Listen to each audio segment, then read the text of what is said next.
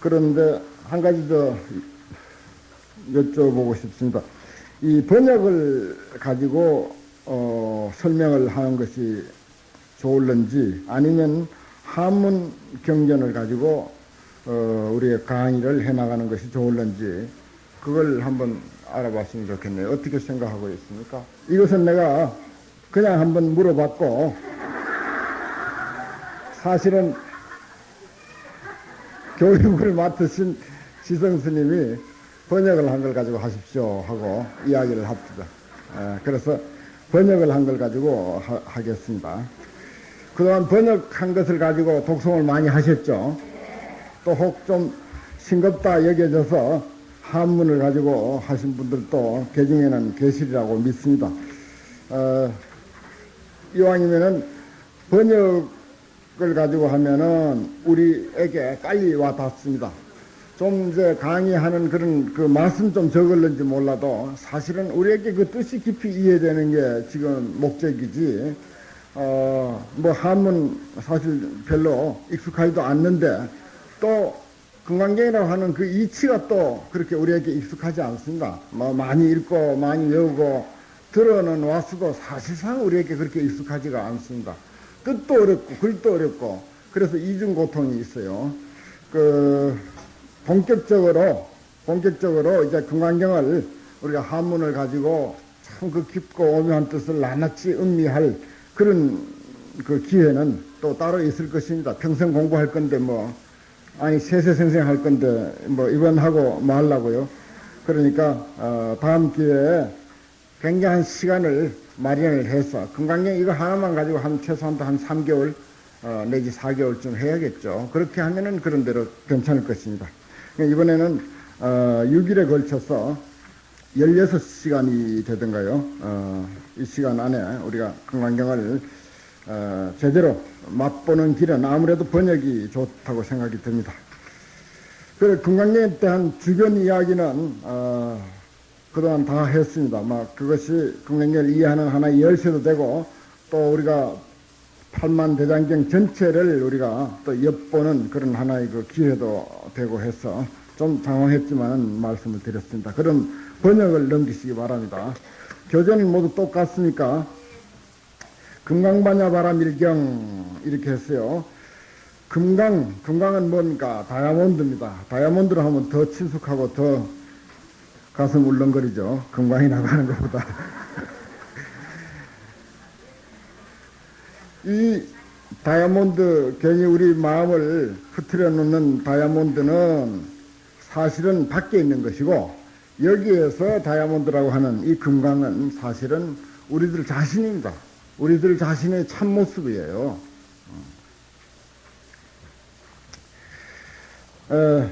여기는 다이아몬드라고 하는 것이 실제 하는 것이 아니라 비유입니다. 비유. 금강은 여러 가지 성질을 가지고 있습니다. 첫째, 제일 견고하다 하는 그런 뜻이고 또 이 세상에서 제일 값지다 하는 그런 아주 소중한 보물이다, 귀중하다 하는 그런 의미. 견고하다, 값지다, 또는 빛난다, 빛나죠. 견고할 뿐만 아니라 아주 빛납니다. 견고하기로는 얼마만치 견고한가 하니 다이아몬드 같이 견고한 성질이 없어서 다이아몬드를 이렇게 깎는 데는 다이아몬드로 깎는답니다. 다른 것으로서는 깎을 수가 없는 거죠. 그만치 견고하답니다. 제일 견고한 물건이고 빛나는 것은 더 말할 것 없습니다. 또 그러니까 그만치 소중한 것이고 그게 비유라니까 무엇을 비유한 것이냐? 반야를 비유한 것이다. 그래서 금강반야예요. 금강 같은 다이아몬드 같은 반야. 반야는 지혜 아니겠습니까? 이 지혜라고 하는 것도 어디 다른 세상에 이렇게 놓여져 있는 어디 도봉산 꼭대기에 어디 있는 어떤 물건을 두고 하는 소리가 아니고 바로 우리가 앉은 이 자리, 선 이 자리에 있는 그 무엇을 두고 하는 소리입니다. 그 무엇을 두고 하는 소리. 그것이 우리가 누누이 설명을 들어왔지만은 또 쉽게 마음속에 잡히지가 않고 그렇게 손에 잡히지가 않고 확연하게 떠오르지가 물론 않겠죠. 그러나 이제 우리가 기도를 통해서 수행을 통해서 또는 이런 경전 공부를 통해서 차츰차츰 어렴풋하게 우리의 가슴에 떠오르다가 나중에는 확실하게 손에 잡힐 날이 있을 것입니다. 이게 중요한 거예요. 마음속에 우리가 그릴 수는 있습니다. 우리가 마하반야바라밀 수없이 되뇌어도 사실은 그것이 손에 싹 잡히지는 않죠. 뭐 가슴에 콱 닿지는 않을 것입니다. 그러나 그러한 노력을 통해서 확실하게 손에 어떤 사물이 잡히듯이 그렇게 물건 이상으로 확실하게 잡힐 것입니다. 그것이 이제 반야라고 하는 것이고, 그럼 금강과 같은 반야로서 지혜로서 뭘 하려고 하느냐? 이건 뭐 된장 끓이는 것이냐, 밥에 얹는 것이냐? 그게 이제 문제죠. 바람일 하는 것이다. 전덕에 건너가는 것이다. 이렇게 되는 것입니다. 경전 제목을 이제 해석하면요. 그러니까 금강과 같은 지혜로서 전덕에 건너가는 길, 경은 길이다. 이렇게 이제 보는 거죠. 또 이 경은 성인의 가르침을 경이다라고 이렇게 이야기를 합니다. 성인의 가르침을. 특히 불교에서는 부처님의 가르침을 전부 경이라고 하죠. 특별히 육조당령, 육조스님의 가르침을 경이라고 하는 것 외에는 전부 부처님의 그 가르침을 경이라고 하고, 그 외에는 논이니 무슨 집이니 또는 뭐 전이니 무슨 뭐 문집이니 뭐 이런 그 다른 그런 그 표현이 있습니다. 경이라고는 함부로 하질 않습니다. 그와 같이 뜻은 뭐 길이라고 하는 그런 의미이지만은, 그러나 그것도 이제 붙이는 그 격이 있습니다. 그 저언덕이라고 하는 게 도대체 뭐냐? 저언덕이 있으면 또 이언덕이 있을 것 아니냐? 이렇게 꼭 이야기를 하고 넘어가죠. 그래서 이언덕이라고 하는 것은 미혹한 중생들이 살고 있는 이 현실을 이언덕이라고 한다. 그게 이언덕이에요. 그러면 저언덕이라고 하는 것은 그 반대편에 있는 언덕이라고 우리가 상상할 수가 있습니다. 반대편에 있는 언덕. 그것이 이제 저언덕이죠. 그러면은 여기서 이 언덕이라고 하는 것은 중생들이 사는 세상, 온갖 희로애락이 뒤범벅이 되어 있고, 온갖 부정부패가 뒤끓고, 대립과 갈등과 미움과 서러움과 기쁨과 슬픔, 이 모든 것이 뒤범벅이 되어 있는, 그것을 계속 반복하고, 또 그런 것을 먹고 사는 세상, 중생들의 살림살이, 이것이 우리들의 현실이고 우리가 사는 이 언덕이다.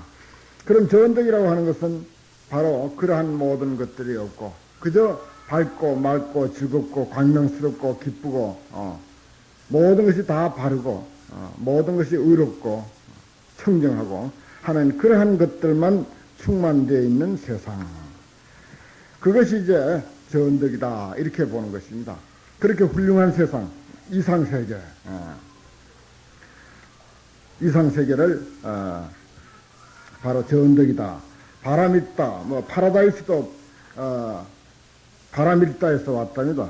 어원이 파라다이스도 바람일다에서 왔다고 하는 그런 이야기가 있어요. 그것이 바로 이상세계고 우리가 도달해야 할 세계다. 이렇게 봅니다. 그 세계가 어디쯤에 있는지 그건 이제 차츰차츰 우리가 공부해 가면서 말씀드릴 내용이고, 저 언덕에 가는 그 훌륭한 세상 이상경에 도달하는 길은 바로, 방법은 바로 금강반야, 다이아몬드와 같은 지혜로서다. 이런 이야기입니다. 아까 내가 그 전체적인 그 개요를 말씀드리면서 끄트머리에 모든 사람들이 잘 살기 위해서 움직이고 있다. 그 잘 사는 세상, 가장 불교적으로 가장 이상적으로 잘 사는 세상이 저 언덕이에요, 사실은. 저 언덕이고, 또 그 언덕에 가는, 어떻게 해서 잘 살 수 있느냐, 무엇을 통해서 잘 살 수 있느냐 하는 것은 반야를 통해서, 그것도 금강 같은 반야를 통해서 잘 살 수 있다. 그래, 잘 사는 목적은 누구나 똑같다고 했죠. 그러면 어떻게 사는 것이 잘 사는 것이냐? 저 언덕에, 아까 이야기했던 저 언덕에는 그런 모든 그런 인간적인 그런 문제가 다 해결되어진 그런 상태를 잘 사는 삶이다. 여기 해답이 나왔고, 그 다음에 그런 삶을 어떻게 해서 이르러 갈 수가 있느냐, 내 것으로 만들 수 있냐? 그것은 반야로서밖에 길이 없다. 그러면 무엇으로서 또 어떻게 사는 것이 가장 잘 사는 잘 살고자 하는 그 우리의 목적을 달성하는 것이냐. 이 제목에서 이제 다 나왔죠. 그래서 이 제목을 설명하기 위해서 그런 말씀을 미리 드린 것입니다. 또 이 제목은 불교의 경전 제목은 제목이 그 경 전체의 뜻을 사실은 내포하고 있습니다. 다른 종교의 그 경전은 그렇게 못 되어 있어요. 조직적이지 못하죠. 그래서 불교는 어떤 경전이든지 그 경전 제목에 담긴 뜻을 우리가 잘 파악하면은 그 경전에 담겨 있는 뜻을 사실은 거의 다 알 수 있도록 그렇게 짜여져 있습니다. 그래서 여기서 이제 경전 제목을 가지고 금강경을 우리가 엿본다면은 다름 아닌 반야다. 반야가 주된 금강경의 뜻이다. 반야를 드러내려고 한다. 아까 현 삼공 했는데 현 반야로 보는 것이 바람직하다. 반야의 내용은 공이다. 이렇게 이제 우리가 엮어갈 수가 있겠죠. 그러나 금강경에서는 공의 이치, 공은 곧 반야고 반야는 곧 공이다. 이렇게 이제 쉽게 이해해 줍시다. 그런 그 반야인 공을 설명하고 있는 금강경임에도 불구하고 공이라는 낱말은 한 글자도 없습니다. 그게 또 특색이에요. 그건 우정 그렇게 경을 그렇게 만든 것은 아닙니다. 그러나 금강경이 성립될 시기에는 공이라고 하는 낱말이 별로 쓰이지 않던 시대가 아닌가 이렇게 이제 보는 거죠. 그러나 내용은 사실은 공이나 다를 바가 없습니다. 그것도 하나의 그 특색이라면 이제 특색입니다. 이렇게 해서 금강 반야 바라밀경 거기에 그 제목에 대해서 우리가 여러 가지 그 해석을 붙일 수가 있으나 그러나 너무 그렇게 길게 붙여 나가기로 하면은 끝도 없으니까 그렇게 단순하고 또 정확하게 그렇게 우리가 일단 이해를 하고 넘어가도록 하겠습니다. 그 다음에 제1분 법회를 이룬 연유라 이렇게 했어요. 법회를 이룬 연유라. 지금 우리는 법회가 왜 이루어졌죠? 명교사 교육이라고 하는 것 때문에 금강경 법회가 이루어졌다.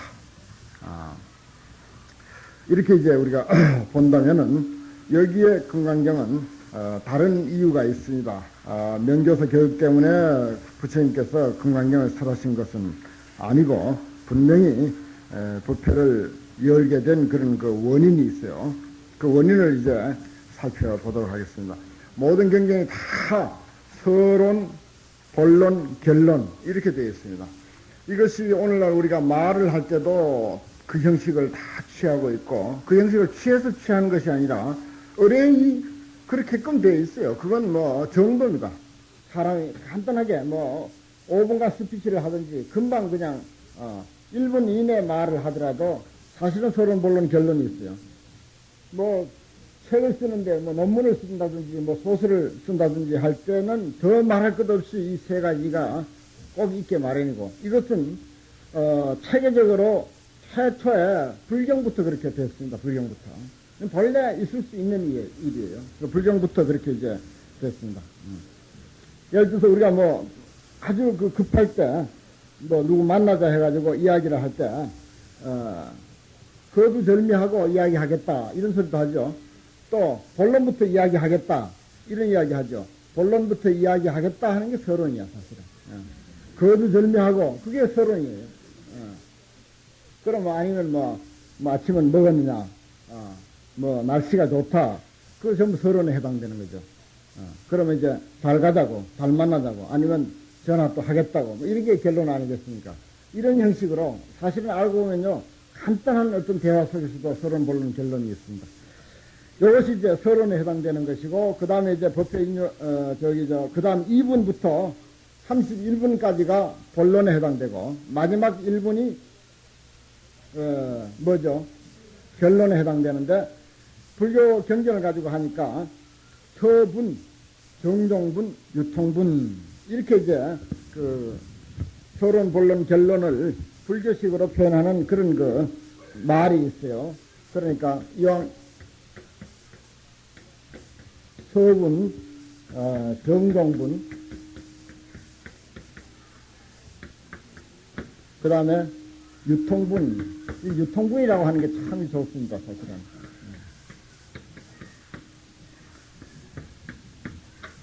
서분, 정종분, 유통분, 이렇게 이제 전통적으로 이야기를 합니다. 그러니까 우리가 공부를 하는 입장이니까 그것도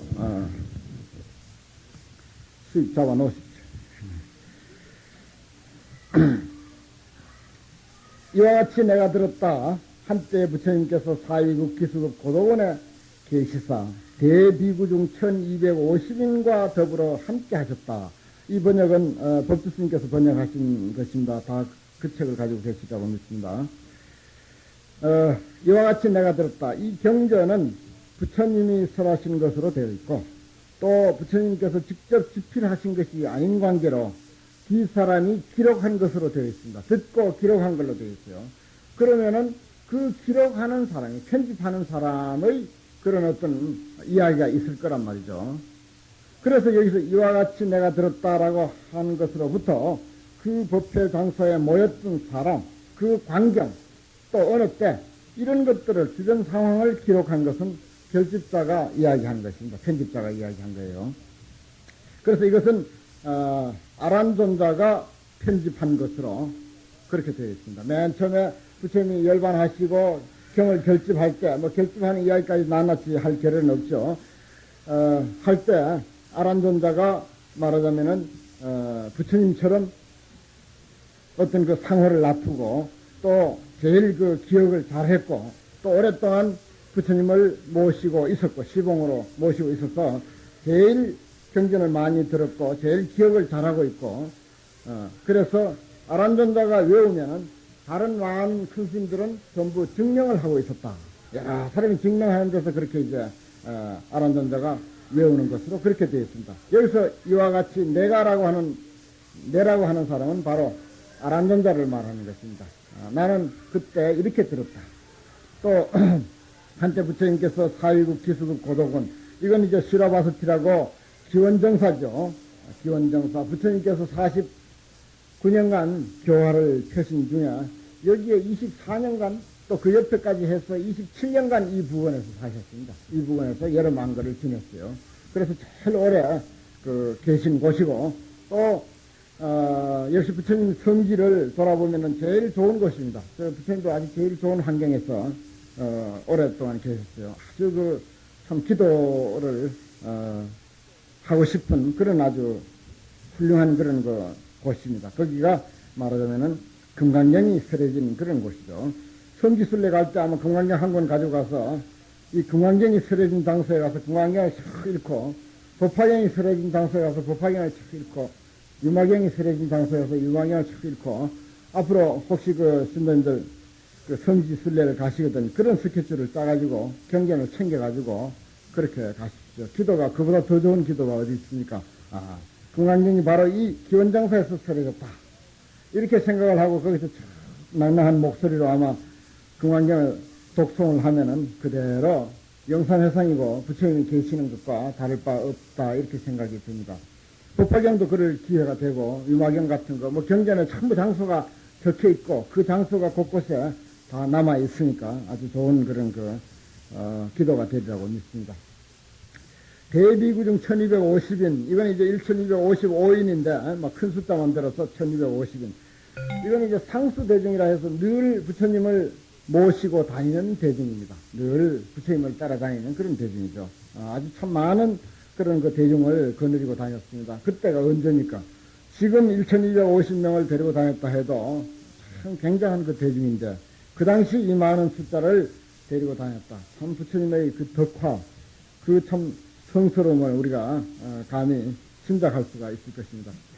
그때 세종께서 공양하실 때라 큰 옷 입으시고 바로 가지시어 사위 대성에 들어가시사 밥을 비시는데 그 성중에서 차례로 빛이 없고 본 곳으로 돌아오시어 공양을 마치신 뒤 의발을 거두시고 발을 씻으신 다음 다리를 펴고 앉으셨다. 이렇게 했어요. 이제 서분, 법회를 이룬 연유는 크게 두 단으로 나눠져 있습니다. 오시군과 더불어 함께 있었다라고 하는 것과 그 다음에 그때 세존께서 공양하실 때라 하는 그 다음 단까지. 요건 이제 앞에 부분은 통서라 그래요. 어느 경전에든지 공이 있는 서문입니다. 서론에 해당되는 것입니다. 누구누구와 어디에 있었다라고 하는 것은 어느 경전에든지 다 있어요. 물론 숫자가 다르고 장소는 달라도 요 형식은 똑같이 취하고 있습니다. 그러나 그 다음부터 그때 세존께서 공양하실 때라 큰 옷 입으시고 바루를 가지시오 하는 이 대목은 금강경만 있는 이야기입니다. 그건 이제 별서라 그래요. 특별한 서문이다. 별서로 해서 다른 경전은 이런 이야기는 없습니다. 딴 경전은 또 딴 경전의 특색에 맞는 그런 그 서문이 또 다소 소개됩니다. 우리가 이제 경을 보는 안목, 저야, 경을 이제 강원에서 본격적으로 공부한다고 했으니까 이런 것을 이제 분별을 이제 합니다. 그래서 이것을 이제 특별한 서문, 금강경에서만 볼 수 있는 서문이다. 여기에 좀 우리가 정신을 가다듬고 봐야 됩니다. 그 앞에 1250인과 더불어 함께 있었다. 이거는 별거 아니에요, 사실은. 그건 이제 어느 경전이든 다 있는 이야기니까. 근데 그 다음에 그때 세종께서 공양하실 때가 됐다고 하는 이야기. 그 다음에 공양하실 때가 됐으니까 어떻게? 가서 밥을 얻어와야지. 지금도 이제 남방에는 그 밥을 빌어다가 먹죠. 이쪽은 이제 북쪽에는 이제 여러 가지 기후라든지 환경이 맞지 않아서 그런 생활 방식이 좀 다릅니다만 큰 옷 입으시고 여기서 큰 옷이라고 하는 것은 가사, 법위를 말하는 것입니다. 그 다음에 바루는 스님들이 그 공양할 때 사용하는 바루, 신도님들도 바루 공양을 한 번씩 해보시면 바루 공양 속에서 그 교훈이 되고 배울 점이 또 사실 많습니다. 가시죠. 사위대성에 들어가시사, 이게 이제 사위성, 말하자면 기원정사 이웃에 있는 그 도시죠. 거기에 들어가시사, 밥을 비시는데 그 성중에서 차례로 비시고, 차례로, 요건 이제, 있는 집, 없는 집을 분별하지 않고, 여기 이유가 있습니다. 차례로 빌었다. 예를 들어서 칠가식이에요. 7집을 가서 걸식을 하게 되어 있는데, 절대 뛰어넘으면 안 됩니다. 한번 시작했으면은 꼭 7집, 순서대로 7집 딱, 있는 집이든 없는 집이든, 어떤 장사를 하는 집이든 분별하지 말고 들어가야 그게 원칙이에요. 그래서 여기서 차례로라고 하는 낱말을 굳이 표시하는 이유가 거기에 있습니다. 그건 이제 부처님이 가섭전자 보고 꾸짖은 내용이 있습니다. 가섭전자는 아주 가난한 집만 다니면서 걸식을 했어요. 왜 그런가 하는 이유가 있습니다. 가난한 집에 가서 내가 걸식을 해서 복을 지어줘야지. 이렇게 해서 꼭 가난한 집만 찾아다녔고, 또 수보리는 부잣집만 다녔습니다. 부잣집만 다녔어요. 왜 또 부잣집만 다니고 하니 가난해가지고 자기 먹을 것도 없는데 어떻게 스님들 줄 음식이 제대로 여유가 있겠는가 이렇게 생각하고 그래도 여유 있는 집에 다니면서 얻어먹는 게 옳다 이렇게 생각하고 또 부잣집만 다녔다 하는 그런 기록이 있죠. 다 일리가 있습니다, 사실은. 그러다가 그만 유마거사를 만나가지고 둘 다 혼이 났죠. 어떻게 도대체 무슨 법이 그런 법이 있느냐, 무슨 걸식이 그따위 걸식이 있느냐 이렇게 해가지고 나중에 이제 우리 정기법회 그 얘기가 나올 때가 있겠습니다만은 그런 이제 부처님 제자들이 그 걸식 때문에 유마거사에게 그렇게 법답지 못한 걸식을 했다 하는 그런 그 이야기가 나오는데 여기서 차례라고 하는 낱말이 그것입니다. 우리 단체 생활을 하고 또 이렇게 사찰이나 어떤 법회 같은데 여럿이 움직일 때 이 차례라고 하는 낱말 꼭 우리가 기억해 두고 또 정말 철저히 우리가 지켜야 할 그런 일이 바로 차례라고 하는 것입니다. 그래서 부처님이 걸식할 때 꼭 차례를 하라. 차례를 하라. 절대 분별하지 마라. 분별이 어디 있을 수 있느냐 하는 그런 이야기입니다. 참 의미심장한 이야기죠. 차례로 빌어가지고서 본 곳으로 돌아오시어 공양을 마치신 뒤에 의발을 거두시고 발을 씻으신 다음 자리를 펴고 앉으셨다. 이건 이제 공양을 얻어와가지고서는 어떻게 합니까?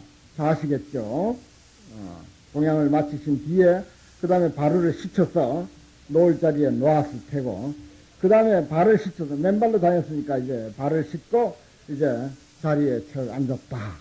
여기에서 밥을 바루를 가지시어 사유재승에 들어가서 밥을 비시사, 밥을 비신다. 걸식이죠. 그 다음에 자리를 펴고 앉았다라고 하는 것. 요 세 가지 사건, 사건이라고 감히 말씀드립니다만, 이 세 가지 일에 좀 유의를 해야 할 필요가 있습니다. 그리고 공양을 가서 걸식을 하고 발을 씻고 자리를 펴고 앉는 것은 특별한 일이 아니죠. 전혀 특별한 일이 아닙니다. 일상사예요. 부처님이나 부처님의 제자나 항상 있는 일입니다. 다른 경전을 설할 때도 늘 그랬었어요. 딴 경을 설할 때도 능경이나 법화경이나 화경이나 무슨 경전을 아함경이나 무슨 경전을 설했어도 하루 일과가 그러니까 그거는 항상 있는 일입니다. 그런데 왜 딴 경전에는 그것을 말하지 않고 금강경에 그 얘기를 했느냐? 금강경에만 굳이 그 얘기를 했느냐 하는 것입니다. 여기에 이제 우리가 경을 보는 그 안목이라고 할까, 또 경을 읽는 하나의 그 요령, 이런 것을 지적할 수가 있겠는데, 바로 금강경은 뭡니까? 반야를 나타내는 반야 사상을 드러내는 것이 금강경의 근본 취지입니다. 반야는 또 공이라고 했습니다. 공은 비우는 일이에요. 공은 두말할 것 없이 공은 비우는 일입니다. 상을 깨뜨리는 일입니다.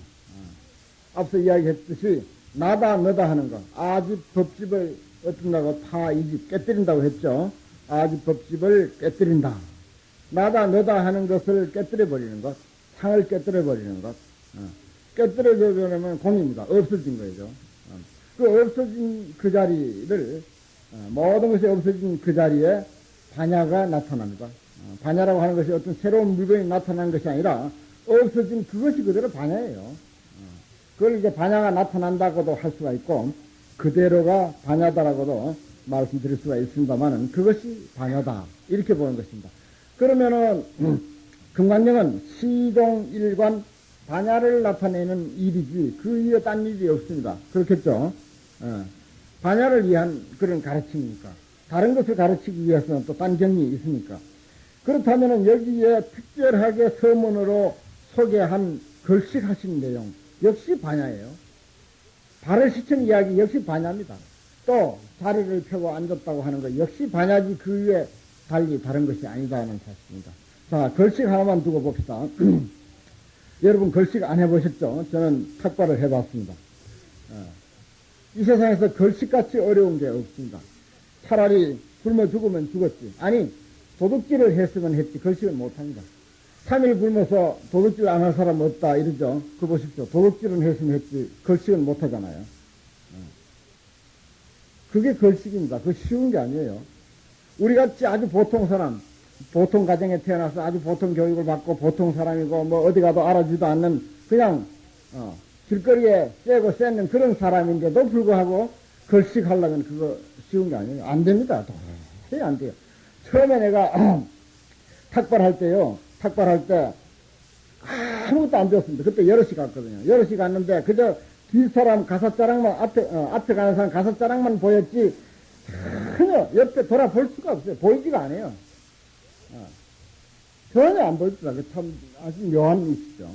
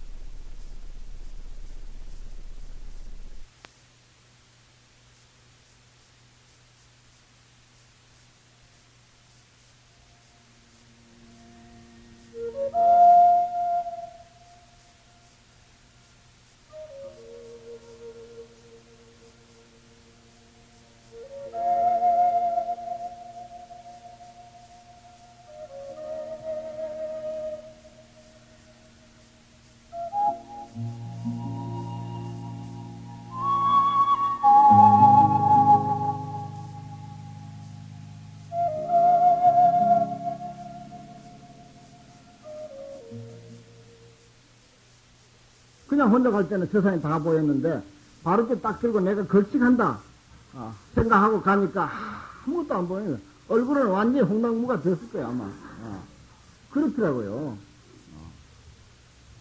실제로 경험해본 이야기입니다. 그래서 앞에 여러 수 했는데 지금은 뭐 보면은 시하는 그런 탁발하는 사람들 그건 직업적으로 하고 그건 승려도 아니고 뭐 잘 아시겠지만 승려도 아니에요. 직업적으로 그냥 그렇게 하는 사람들이고 그전에는 우리가 두타일이라 해가지고 일부러 수행 삼아 수행하는 날로 딱 정해놓고 그렇게 그 탁발을 했습니다. 근데 앞에 가는 사람 가사만 보이지 아무것도 안 보여요. 가다가 그냥 돌뿌리 채기도 하고 넘어질 뻔 하기도 하고 그렇게 되더라고요. 왜 그러냐 왜 그렇게 부끄럽고 못할 짓이냐 그게. 요는 나라고 하는 생각 때문이야. 다른 거 아무것도 없다고요. 그런데 어떻습니까? 우리같이 못난 사람도 그런데 부처님이 누굽니까 도대체? 일국의 왕자 아니요? 그리고 최고의 성자 아닙니까? 최고의 성자의 일국의 왕자, 세속적으로 보나 수세간적으로 보나 어디로 보나 그야말로 천상천하 유아독존이고 최고의 성자 왕중왕이신데 그분이 걸식을 했다고 하는 사실, 물론 평소에 늘 하는 일입니다. 매일매일 하는 일이지만은 그 걸식을 금강경에다가 못 박아 놓은 이유를 우리가 알아야 된다 하는 것입니다. 그분이 걸식이라고 하는 낱말을 여기다 굳이 올려야 할 이유는 바로 그것입니다. 자기를 비운 거예요. 텅 비운 거. 그것보다 어떻게 공을 더 설명합니까? 그보다 반야를 어떻게 더 이야기합니까? 완전히 자기를 비웠잖아요. 우리같이 하늘 것 없는 사람도 그거 못 비워가지고 말이지 얼굴이 홍당무가 돼가지고 온 천지가 하나도 안 보이고 캄캄한 그런 지경인데 아니 그 부처님 같은 분이 우리가 보통으로 생각해서 아니 그분은 수양이 됐잖아요. 그래 수양이라는 게 바로 뭐겠어요? 그게 공입니다. 나를 비운다리죠. 그런 그 위대한 존재가 걸식을 했다고 하는 사실 여기서 우리는 반야를 봐야 되고 나를 다 비운 깡그리 비워버린 그 부처님의 마음을 읽어야 된다고 하는 것입니다. 이게 이제 부처님이 걸식했다고 하는 말을 금강경에 반야를 나타내는 경전의 첫 제목에 적은 이유가 굳이 여기다 적은 이유가 그것입니다. 매일 하는 일인데 왜 딴 경에는 안 적어놓고 이 경에만 적어놨냐. 법화경 설할 때는 그날 뭐 굶고 법화경 설했어요? 그게 아니라고요. 다른 경 설할 때 굶고 설한 게 아닙니다. 다 하시고 설했어요. 매일매일 하는 일인데. 그런데 굳이 여기다가 이 이야기를 실어놓은 것이 바로 거기에 있습니다. 됐죠? 그래, 이제 나를 비우는 도리가 뭐다? 걸식에서 우리가 나를 비우는 도리를 봐야 되고, 나를 비우면 그냥 반야는 바로 그 자리에 있게 되어 있습니다. 어둠이 없어져 버리면 그대로 밝다는 이야기지. 뭐, 어둠 말고, 딴 게 또 뭐 있습니까? 어둠이 없으면 밝지. 그 다음에 뭐, 딴 게 뭐 있어요? 다른 게 뭐 있을 게 뭐 있습니까? 어둠이 없어지면 밝은 거예요. 밝은 거 굳이 우리가 구하려고 할 필요가 없는 거죠. 어둠만 없애버리면 밝은 것입니다. 나만 없어져버리면 거기는 그 내가 없어진 자리를 공이라고 하고, 내가 없으니까 공이라고 하고, 그리고 밝으니까 환하고, 밝으니까 그것을 반야라고 하는 거지.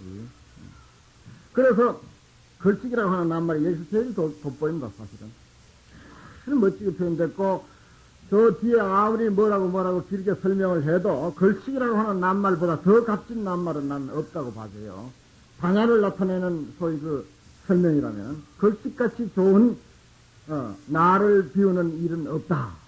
이제 금강경을 이제 제대로 배우시려면은 걸식을 해보십시오. 아니 참말이 이거는 농담이 아닙니다. 걸식을 해보십시오. 내가 비워줘요. 내가 비워줘. 나를 안 비고는 걸식 못한다. 여러분들은 아마 도둑질은 해도 걸식은 못할 거예요. 내가 틀림없이 나에게 장담하는데, 도둑질은 해도 걸식은 못할 거예요. 그게 걸식이에요. 나 안 비우면 못합니다. 만약에 걸식 하실 수 있으면 그 사람은 이제 어디가 금강경을 이제 이해한 사람이죠. 자기 안 비우면요, 한순간만이라도, 예를 들어서 뭐 10분만 한다. 10분 동안이라도 자기를 하여튼 부끄러워서 자기를 못 생각하든지 아니면 자기를 완전히 비우든지 어쨌든 자기는 그 순간 없어집니다. 없어져요. 그게 이제 걸식의 의미입니다. 이제 금강경은 사실은 여기서 우리가 공부하는 것이 아니라 거리에서 밥을 빌면서 동양을 하면서 금강경을 배우는 거예요. 실제로. 걸식의 이제 뭐 다른 차원도 있겠습니다만은 딴 것은 다 두고 바람직한 그런 그 차원은 바로 그런 것이고 여기서 이제 발을 씻는다고 하는 낱말에 좀 유의를 하라라고 했는데, 발을 씻는 것도 매일 하시는 일이고, 또 하루에도 몇 번씩 하시는 일입니다, 사실은. 그런데 여기서 기록한 것도 발을 씻는다, 자신을 씻는다, 나를 씻는다는 뜻입니다. 아상, 인상, 중생상, 수자상을, 사상을 씻는다는 이야기예요. 매일 하는 일을 여기다 이렇게 못 박아 놓은 이유가 어디 있겠습니까? 그게 반야하고 연관이 되고, 공하고 연관이 되고, 아직 법집하고 연관이 되니까 여기다 쓰는 것입니다. 연관을 시키려고 일부러 써놓은 것에 틀림없고, 또 내가 보니까 틀림없어. 틀림없이 그렇다고요. 그 다음에 자리를 펴고 앉았다. 자리를 펴고 앉았다. 이게 지금 이 설명이요, 이 단순하게 뭐 내 혼자 경을 본 그런 설명이 아닙니다. 물론 저희 안목도 그걸 포함되지만은, 과거에 내려라고 하는 그런 도인들이 금강경을 읽고 다 그런 입장으로 보았고, 또 그렇게 해설을 붙였어요. 그렇기 때문에, 그것과 전부 참고를 하고, 저희 그 소견과 함께 포함해서 이렇게 말씀을 드리는 것입니다. 특히 또 여기 다리를 펴고 앉으셨다. 부처님 다니시기도 많이 했지만은 대개 설법하려면 앉아서 했지 서서 한 적 잘 없습니다. 지금은 하는 사람은 서고 또 듣는 사람은 앉고 어떻게 돼서 거꾸로 되어 있는데, 본래 하는 사람은 앉고 듣는 사람은 서 있게 되어 있어요. 부처님 다닐 때는 또 그렇진 않고, 부처님 다닐 때는 다 앉았고, 중국에 와서는 듣는 사람이 서고 하는 사람은 앉도록 그렇게 되어 있었습니다. 중국은 법당이 어떻습니까? 전부 서게 돼 있어요. 신 신고, 그냥 법당 안에 전부 신 신고 서게 돼 있고, 절을 해도 그 절하는 그 방석이 이렇게 높아요. 이렇게 높아가지고 적당히 무릎을 구부리면 그 방석 위에 탁 이렇게 닿게 되어 있습니다. 그러면 허리도 한 반만 이렇게 탁 구부리면 아주 절하기 편하게 되어 있습니다. 중국 법당은 지금도 다 그래 되어 있어요. 중국에 이제 우리가 자유롭게 가게 됐으니까, 사실 인도 선지순례 못지않게 해볼 만한 곳이 중국 선지순례입니다. 중국에 와서는 또 그렇게 됐고, 우리나라에 와서는 또 옛날 부처님 당시 때처럼 모두 다 정상적으로 이제 전통 법회 의식은 법사도 앉고 청중도 앉는 걸로 또 그렇게 되어 있습니다. 그건 이제 옛날 부처님 법대로예요. 부처님 법은 또 그렇게 되어 있는데, 중국에 와서는 아마 법사를 높인다고 하는 그런 의미에서 그랬는지. 그래서 중국에서 그 법문이 설해진 그 기록들을 보면요, 짤막짤막합니다. 10분, 그저 20분, 길어야 30분 안에 끝나는 그런 법문입니다. 왜냐? 오래 세워놓을 수가 없잖아요. 그러니까 법문 끝에 보면 오래 서승이 청이하라 이렇게 됐습니다. 구립진중하라. 그게 꼭 붙어 있어요. 보면 여러분들 오래 서 있었으니까 이게 청이하십시오. 이런 식으로 이제 기록이 되어 있습니다. 이것도 참고로. 그러면 여기 자리를 펴고 앉았다라고 하는 이 사실, 자리를 펴고 앉았다고 하는 이 사실, 이것은 참으로 반야를 나타내는, 나다 너다 하는, 그리고 아상, 인상, 중생상, 수자상 이 네 가지 상을 깨뜨리는 아주 중요한 그런 표본이 걸식 못지않게 자리를 펴고 앉았다 하는데 포함되어 있습니다. 여러분들 지금 금강경 공부를 하니까 오로지 지금 서는지 앉았는지 모르고 금강경만 지금 온통 금강경 뿐이죠. 지금 앉았는지 서는지 모르겠죠. 이제 금강경을 제대로 공부하시는 것이고, 또 여러분들 만약에 자선을 하기 위해서 앉거든 철저히 앉으십시오. 왜 앉아가지고 이제 사방 다 돌아다니니까 기도한다고 하면서 말은 마하반나 바람을 하면서 내가 어디로 돌아다니고 누구 만날 거 생각하고 빌려줬던 돈 생각하고 또 이것저것 온갖 거 다쳤던 일 재밌었던 일 이런 거 다 생각하고 당장에 쫓아가잖아요. 몸은 법당에 있지만 당장에 쫓아가는, 그거는 앉아서 기도하는 게 아니에요. 앉아서 참선하는 것이 아닙니다. 그래서 철저히 앉아라 이런 말을 해요. 철저히 앉아라. 기관타자. 오로지 앉아라. 그거 앉는다는 것과 같이 어려운 게 또 없습니다. 그냥 앉아있으면 되지. 그게 어디 앉는 것입니까? 불교에서 소위 앉는다는 말은 앉아있는 거, 형상적으로 앉아있는 것을 앉는다라고 하지는 않잖아요. 그 정도는 우리가 다 알지 않습니까? 그래서 철저히 앉아라. 오로지 앉아라 그러거든요. 사두고 뭐고 들지 말고 오로지 앉아라 이렇게 가르치는 종파가 있습니다. 그 조동종이라고 일본 선불교에서 되게 그러죠. 일본 선불교에 그렇습니다. 우리나라도 이제 그런 선을 하는 이가 있고, 또 옛날부터 그런 선이 또 있어 왔습니다만, 그 앉는다는 것 같이 어려운 게 없습니다. 1분을 못 앉아 있어요. 몸뚱이가 앉아있는 걸 가지고 앉는다고 하면 뭐 절구통 같은 게 제일 잘 앉아있죠. 안 그렇습니까? 몇 년 동안 그 놓아둔데 그대로 앉아있거든요, 가보면. 요즘 뭐 절구 잘 안 쓰니까 잘 모르시는 모양인데, 시골에 가면 절구 그 통이 있어요. 몇 년 동안 그 모서리, 긴 모서리에 그게 그대로 있어요. 그게 제일 잘 앉는 거라고 그렇게 되어 있죠. 그렇지만은 몸뚱이가 그렇게 앉아있다 한들 그건 앉는 게 아니거든. 그래서 여기서 정말 철저히 앉았을 때 나니 너니 아상 인상 중생상 사상은 깨뜨려지는 것이고 그것은 텅비어 공으로 돌아가는 것이고 그러므로 반야가 현현한다. 반야가 나타난다. 이렇게 보아지는 것입니다. 그래서 이 서분이 말하자면 법회를 이루게 된 연유를 이야기하면서 그 속에 금강경에서 밝히고자 했던 뜻이 걸식, 발을 씻다, 세족, 걸식, 세족, 부자이자, 그러죠? 걸식, 세족, 부자이자. 이 세 낱말 속에 다 들어있다. 이렇게 전통적으로 다 그렇게 봅니다. 그리고 또 그렇게 보니까 야, 참 금강경이 거기서 무엇을 이야기하고자 하는지를 다 엿볼 수가 있는 거예요, 사실은. 그 넘어가봤자 이상 더 없습니다. 걸식하고 발 씻고 다리를 펴고 앉았다고 하는 그 의미에서 더 지나가지가 않아요, 사실은.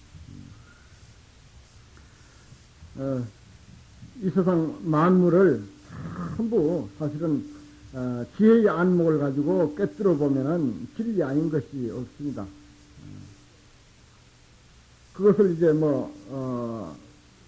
물물이 비로다 이런 말을 하고 명령 백초대의 명령조사이라 한낱 사물을 위해 조사의 깊고 깊은 뜻이 그 속에 나타나 있다. 이렇게도 이제 표현을 하죠. 그러나 그건 일반적인 그런 표현이고 여기에 부처님의 금강경을 설하는 서두에 걸식과 세족과 그리고 부좌이자 자리를 펴고 앉았다라고 하는 이 세 가지 사건을 그 일을 여기다 기록한 것은 굉장히 시사하는 바가 있고 금강경의 모든 그 의미가 이 속에서 다 엿볼 수 있도록 되어 있다. 이것은 틀림없습니다.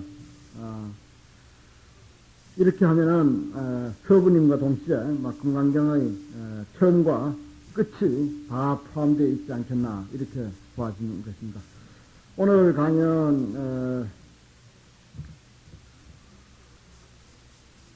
전체 8만 대장경을 우리가 어떻게 간추릴 것인가, 부처님의 일대 시교를 간추리는 그런 방법, 그것을 통해서 금강경이 위치하고자 있는 금강경의 위치, 금강경이 8만 대장경에 있었을 위치, 그리고 부처님 일대 시교 가운데 일생 가르침 속에 어떤 정도에 포함된다라고 하는 것, 그러면서 부처님의 근본 취지는 변함이 없다라고 하는 것과 그리고 금강경 전체의 범위, 그 중에서 지금 우리가 공부하고자 하는 이 금강반야 바라밀경은 반야 600부에서 어떤 위치라고 하는 것, 그리고 부처님의 모든 가르침은 공성상 삼종으로서 분류될 수 있고 또 그것은 모든 사물을 보는 사람들의 견해의 차이이기도 하다. 그 견해에 따라서 달리 비치는 것을 부처님께서 낱낱이 설명을 하신 것이다. 이렇게 말씀을 드렸습니다. 그리고 금강경 두말 할 것 없이 두 가지 집착을 깨뜨리고 반야를 나타내는 것인데 그 서분으로서 걸식과 발을 씻고 자리를 펴고 앉는 이 서론이지만은 사실은 금강경의 중요한 뜻이 다 담겨 있다. 이렇게 오늘의 공부를 정리할 수가 있겠습니다. 오늘 강의 여기까지입니다.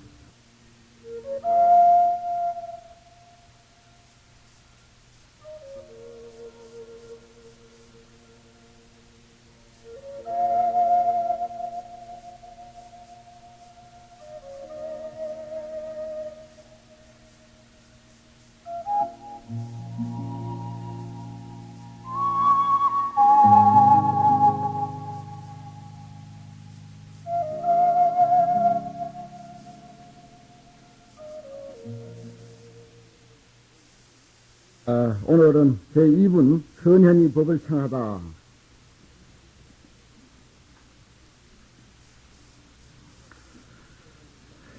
어제는 금강경이 전체 부처님의 가르침에 있어서의 그 위치를 살펴보았습니다. 그리고 1분 겨우 했는데 금강경을 우리가 제대로 이해하려면은 걸식을 해보라, 뭐 동량을 해보라라고 하는 그런 말씀을 드렸는데 혹시 금강경을 이해하기 위해서 그동안 해보셨는가 모르겠어요. 그러면 결국 말로밖에 이해가 안 되는데 어쨌든 그것을 우리가 앞으로 실천해야 할 과제로 생각을 하고 마음에 꼭 새겨 두시기 바랍니다. 굳이 걸식을 안 해도 또 몸을 씻을 때, 발을 씻을 때 철저히 나라고 하는 것을 씻어버리고 남이라고 하는 것을 씻어버리면 역시 또 금강경 도리에 들어갈 수가 있고, 또 그 다음 뭐라고 했죠? 자리를 펴고 앉다, 부자, 이자 철저히 앉기만 하면은 또 역시 사상을 떠난 금강경의 도리에 들어갈 수가 있다, 이렇게 이야기가 되었던 것 같습니다. 오늘은 선현이 법을 청하다라고 했는데 여기서 선현이라고 하는 것은 아신 대로 수벌입니다. 경전에는 그 경전의 그 주된 내용이 있고 그 주된 내용과 연관된 인물이 있게 마련입니다.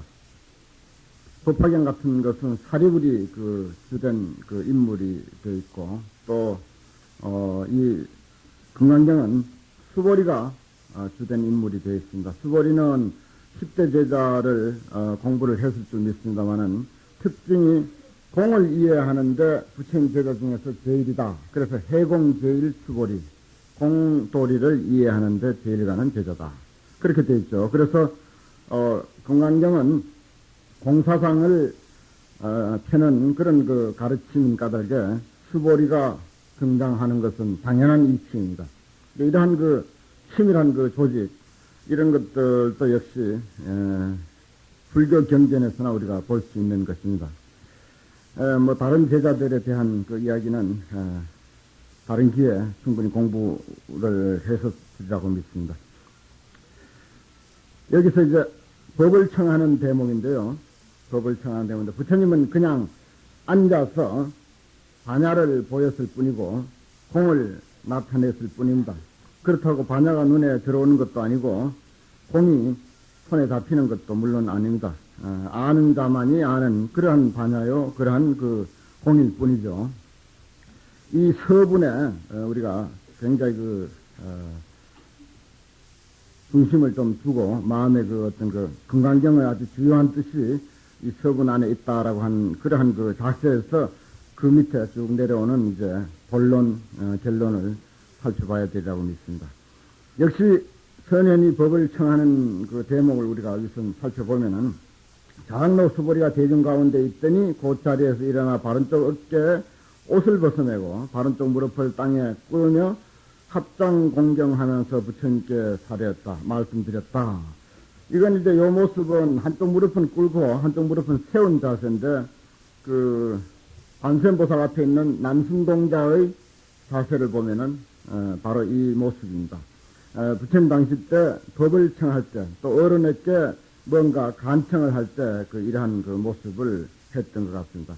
그리고 인도뿐만 아니라 저 다른 서쪽에도 보면은 그 우리가 뭐 영화나 또는 뭐 어떤 그 그림 같은 걸 통해서 그 윗사람에게 뭔가 간청을 하고 애원을 할 때 그러한 그 모습을 취하는 것을 들어볼 수가 있죠.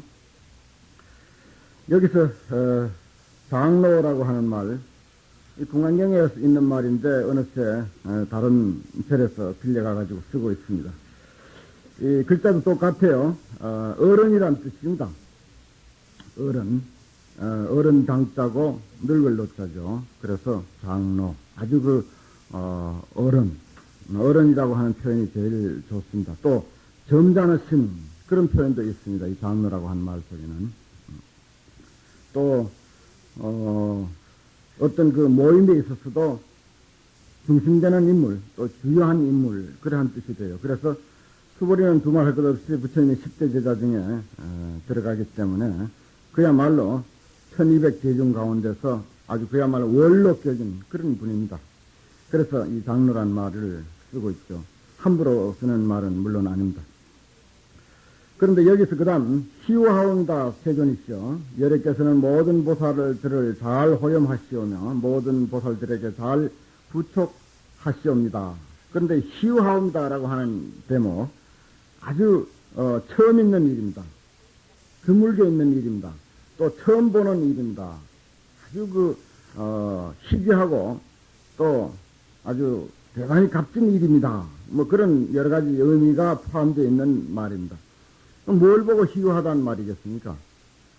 이것도 우리가 경을 이해하는 하나의 그 안목으로서 꼭 짚고 넘어가야 할 부분이죠. 부처님은 일상생활 그대로 밥을 얻어왔고 식사를 마치고는 발을 씻고 그냥 앉아 계셨습니다. 이건 처음 있는 일이 아니에요. 매일매일 하는 일이고 하루에도 몇 번씩 하는 일인데 이것을 보고 희유합니다라고 이렇게 표현을 했습니다. 왜 희유하겠습니까? 서분에서 내가 누누이 말씀드렸던 반야를 그리고 공을 부처님은 나타냈고 그 부처님께서 나타낸 그 공돌이를 반야의 소식을 수보리는 100% 이해했기 때문에 그래서 희유하다고 하는 것입니다. 그냥 뭐 앉아있는 모습이야 늘 보는 거고 우리 다 앉아있잖아요. 앉아있는 게 뭐 그렇게 희유하겠습니까? 처음 있는 일이 결코 아니죠. 그런데 여기 희유하옵다라고 하는 말은 바로 그러한 부처님의 마음을 이 금강경에서 나타내고자 한 반야의 삶을 수보리는 보았기 때문에 그래서 그 아주 불자로서의 진정한 삶, 부처로서의 삶을 보살의 인생을 바로 여기에서 보았기 때문에 그래서 희유합니다라고 이렇게 한 것입니다. 그것을 또 밑에서 약간 이제 풀면서 세존시여 여래께서는 그와 같이 당신은 반야로서 보살들을 잘 호렴한다. 보호하고 염려하고 감싸주고 이렇게 하는 그런 그 일을 하시며 뭘 가지고 하는 거 하니 말하자면 반야로서 한다 이렇게 보는 거죠. 그 다음에 보살들에게 잘 부촉한다. 또 이 보살들을 잘 부촉한다라고도 하고 보살들에게 부촉한다. 이 부촉이라는 말을 불광에서는 아주 제일 잘 쓰죠. 당부하는 일이고 또 어떤 지시를 하는 일이고 여러 가지 그 의미가 포함되어 있습니다. 당부한다 하는 그런 뜻이 포함되어 있죠. 그래서 어떻게 살아라. 바로 일을 시키는 것만이 부촉이 아니라 그 사람의 그 삶을 지시하는 것. 이것이 역시 진정한 부촉이죠. 어떻게 살아야 된다라고 하는 마음가짐을 어떻게 해야 된다라고 하는 것. 이것을 사실은 우리가 부촉이라고 생각해야 될 줄 믿습니다. 또 어떤 일을 우리가 맡았을 때 소임을 맡았을 때 그것을 이제 부촉이라고 하는데 소임이라고 하는 것도 사실 넓은 의미에서 따지고 보면은 우리 어떻게 살 것인가, 어떻게 행동할 것인가, 어떤 마음가짐을 가지고 법회에 임할 것인가 하는 그런 어떤 그 삶의 보다 질 높은 그 길을 제시하는 것, 그것을 지시하는 것, 당부하는 것, 이게 뭐 부촉이라고 해석할 수가 있겠습니다. 세존시여 선남자 선여인이 안욕따라 삼약 삼보리심을 바라오니 마땅히 어떻게 머물며 어떻게 그 마음을 항복받아오리까 이렇게 이제 물었습니다. 부처님은 아주 그 반야를 앉아서 나타냈습니다. 반야를 그렇게 앉아서 나타내는데 그냥 계실 수 있습니까? 부처님은 반야를 가지고 우리를 호렴하고 우리를 부촉하십니다. 어차피 그럴 바에는 내가 구체적으로 묻겠습니다. 그런 말이죠.